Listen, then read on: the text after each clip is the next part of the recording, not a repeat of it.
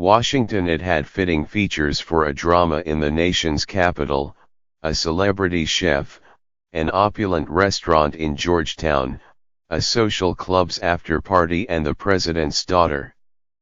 And then, of course, rounds of veiled accusations, clashing accounts, and shifting positions. José Andrés, the outspoken, Spanish-born chef with a small empire of restaurants in the city, tweeted a photo of himself early Sunday morning standing outside Café Milano, a favorite restaurant of moneyed Washingtonians.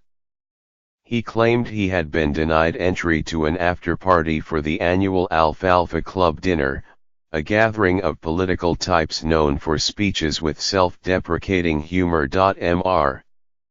Andrés said Ivanka Trump, President Trump's daughter and advisor, had attended the after-party and passed Mr. Andrés on her way in while he was waiting to gain entry.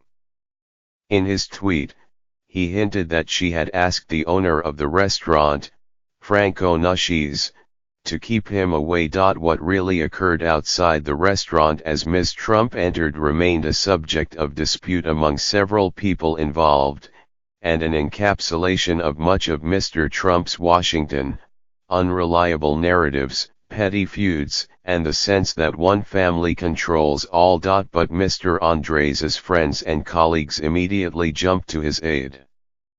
The television personality Anthony Bourdain called it loathsome and a grotesque betrayal. Jorge Guallardo, a friend of Mr. Andrés's and a former Mexican ambassador to China, tweeted that Mr. Andrés had been asked to leave because his presence made Ivanka Trump uncomfortable. Mr. Andrés, 48, and the Trumps have a rocky history. Dismayed over comments Mr. Trump made on the campaign trail disparaging Mexican immigrants in 2015, Mr. Andrés pulled out of a lease he had signed to open a restaurant in the Trump International Hotel in Washington.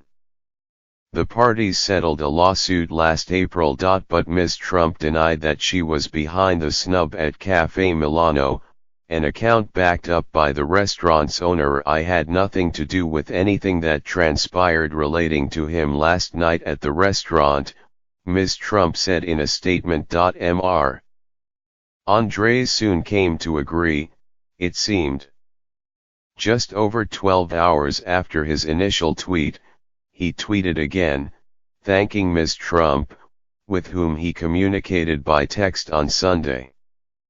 I believe now that you personally had nothing to do with the incident, he said. In her statement, Ms. Trump said she was thankful for José's clarification. But after many phone calls and more tweeting Sunday, the tide turned again. By early evening Sunday, Mr. Andrés went back to his original position. Someone in Ms. Trump's orbit had ordered that he not be allowed in. He tweeted, "Let's not confuse my trying to be generous and move on, with anything else.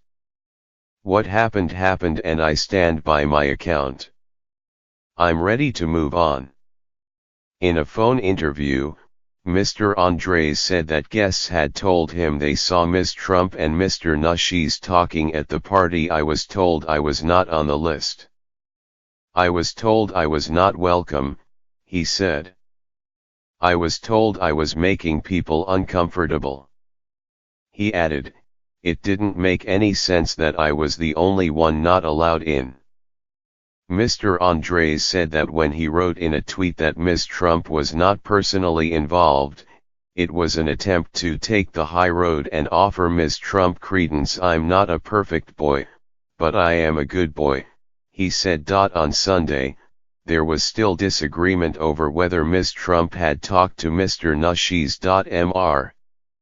Guallardo, a close friend of Mr. Andrés's who spoke to the chef repeatedly on Sunday, said that Mr. Andrés told him that attendees had confirmed Ms. Trump was spotted talking to Mr. Nucci's after she walked into the restaurant, which increased Mr. Andrés's suspicion. While Mr. Andrés waited outside, he said, he asked security if he could speak with Mr. Nushes, an old friend who promised that he would step outside to check in. Mr. Andrés said he was soon told that Mr. Nushes did not want him there, and that Mr. Nushes would not come outside. In an interview, Mr. Nushes said he did not talk to Ms. Trump at the after-party, and that Mr. Andrés was not on the guest list, a clear signal that he was not to enter. Mr. Nushes said that party crashers were common at Café Milano. Its exclusive ethos is a draw for the city's social scene, and that he was in pursuit of some last night around the time Mr. Andrés was told he could not enter. "I'm sorry he was upset," Mr. Nushes said of Mr. Andrés. "It was a big misunderstanding. We both paid a big price." Mr. Andrés said he made peace with Mr. Nushes on Sunday, but remained firm in his belief that there was no reason for Mr. Nushes to deny entry to one of his friends. "Everybody knows there is not a guest list for the after-party," he said. "Nobody was checking anybody." He said that he had eaten at the restaurant since he was 23, and that when other guests at the after-party heard he had been turned away, they also left the gathering in a show of support. Mr.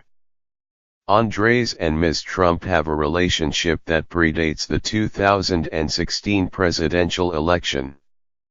When they saw each other at a reception before the Alfalfa dinner on Saturday, they chatted amiably for a minute. The two had previously talked about issues like aid to Haiti and other causes important to Mr. Andrés. But his relationship with the Trump family has been fraught. In addition to the lawsuit over his planned restaurant at the Trump Hotel, Mr. Andrés was a prominent critic of the administration's hurricane response in Puerto Rico last year. Mr. Andrés clashed with the Federal Emergency Management Agency as he undertook his own efforts to serve millions of warm meals there. By Sunday evening, Mr. Andrés said he was tired of the attention his original tweet had received. He said he did not want Café Milano to suffer. "The back and forth on Sunday," he said, "was revealing of just how small our politics can be. I am giving the benefit of the doubt to everyone now," he said. "Somebody made a bad call.